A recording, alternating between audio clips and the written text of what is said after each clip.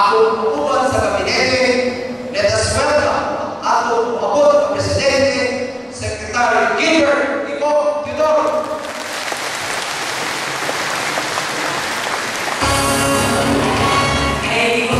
Maraming salamat sa ating kapatid, Secretary Arya, sa kanyang pagpapakilala sa akin.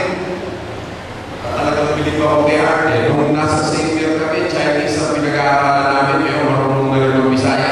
Talagang bagay na bagay ng mga congressman dito sa Bohol.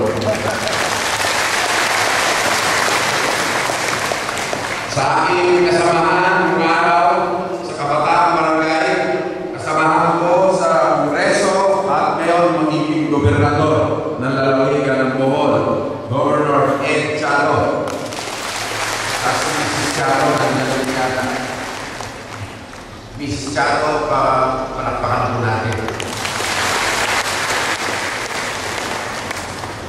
Of course, ang ating mayor, si Mayor Gan, Board Member Lee, at lahat po ng mga opisyales na nandito ngayon, mga multi-sectoral groups, mga magsasaka, mangingisda, health workers, mga estudyante, mga magulang, mga ginikanan, paisonan, mayong buntag kaninyong tanan.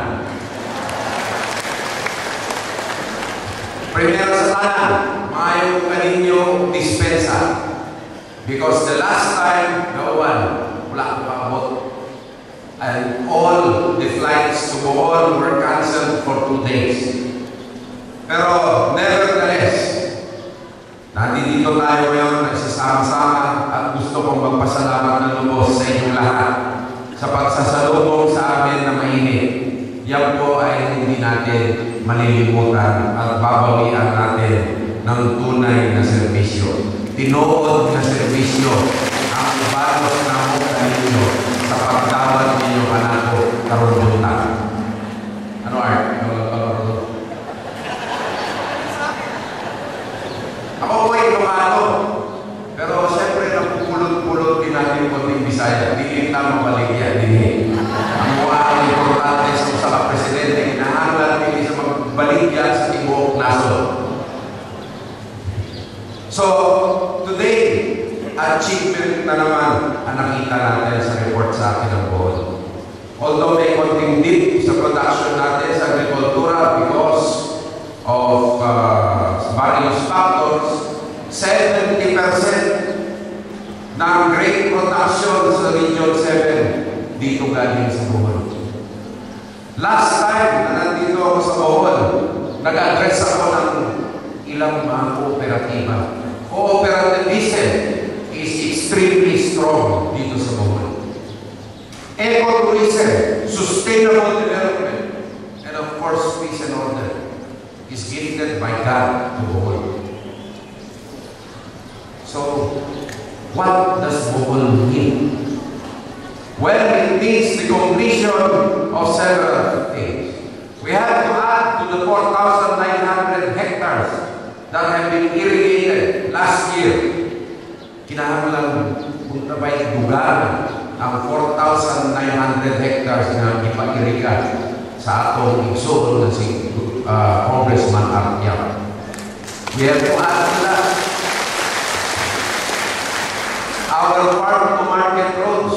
Kailangan po dagdagan natin. Dahil Bohol is an agricultural center of Region 7. Alam naman po natin, ang ibang mga island sa Region 7, limestone. May problema sa tubig dito sa Bohol. Wala. Pero ang Bohol, dahil isla ito, hindi rin naman siya mabuhay na mag-isa. Kailangan din ng komersyo. So, ang international airport sa Panglao, kailangan bilisan natin. Para sa ganon, ang ekonomiya sa pag-uuma ay umalit sa produkto sa pag-uuma at ay good price. Turismo, kailangan. At kailangan tayo magplano na magdikit-dikit ng Kabisayahan sa ilalim ng concept ng One Visayas. Kailangan magplano man tayo kung hindi man umpisa isang tulay mula siguro ng board.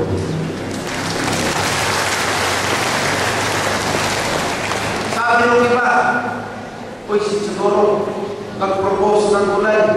Nabuha ka na siguro. Ang tupak ko sa ila, Hong Kong, ang lalayo ng mga isla, nakadikit na ng tulay. Malaysia, kadikit na rin ng tulay.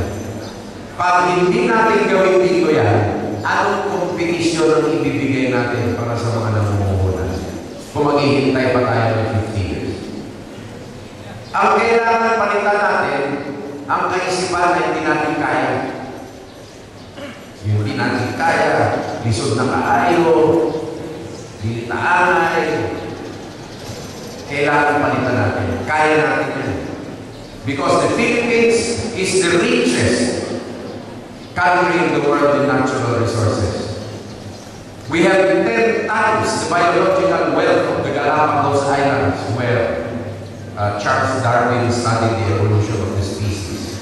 According to Dr. Carpenter, a noted marine biologist, the Philippines is the center of biodiversity in the world. And the most important thing is our people. Our people, kayo. That is why ang slogan ko, galing ng talino, is not about me. Not about me. But about you. Ang Pilipino, kung wala galing ng talino, di mabubuhay. Lalo ang pinakamagaling at matalino, ang hindi nakapag-aral, wala siyang minana na lupa o bangka at kailangan pakainin niya ang pamilya niya. Pag nakakaya niya, hindi ko magaling matalino, mabilitan ito.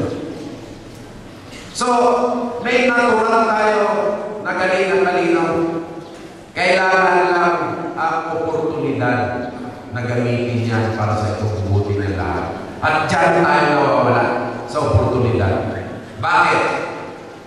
Ano unang nakakasira sa isang tipo ng mga mamamayan? Ang pag-aaway ng politiko. Di ba? For example, gumawa tayo ng magandang tulay. Lilig natin ang goal sa Cebu. O di kaya mag-advertise tayo sa ibang bansa tulad ng Malaysia. Ang ganda ng goal. Ang magandang beach. Ang magandang mga historical churches. Ang nature, ang 100 hectare na tourism farm, kung i-advertise natin sa abroad yun. Kinabukahan, may imbestigahan na tayo sa Senado. Di ba? Dahil sasabihin, uy, gastos na naman ang malaki yan. Mahal masyado yan. Pero kailangan natin gawin yan. Kaya ang pinakamalaking nakakasira sa progreso ng Pilipinas ang pag-aaway ng politiko. Kaya sa administrasyon natin, sa hikayat natin, sa lakas ng PCNB, tayo ay may positive outlook, positive values, and positive words. Hindi tayo makikisama sa away ng mga politiko. Nga naman, dahil tayo, incumbents halos lahat, nanginilbihan everyday. Pinupuntahan ng ating mga kababayan. Tuloy-tuloy ang servisyo natin sa mga kababayan natin. Alam natin ang lakas natin. Alam natin ang mga katangian natin. Sa amin, alam namin ang mga kakayahan natin. At hindi kami insecure. Hindi namin kailangan magpabagsak sa ibang tao para akyatin ang sarili natin. Sigurado na tayo sa sarili natin. Diba? Ang mga insecure lang ang balat ng balat dyan para bumagsak yung iba. Paakatin ang sarili. At hindi na pwede yan. Lalo-lalo na sa atubangan sa mga batalon. Kailangan ipakita natin sa kanila ang bagong politika para sa kinabukasan ng mga kabataan, kinabukasan ng ating bansa.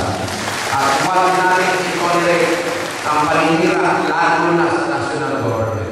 Because national unity, national reconciliation is necessary for sustainable development. sustainable peace and order and sustained progress. At pag hindi natin kaya gawin yan, huwag na tayo humarap sa mga bata dahil kahihiyan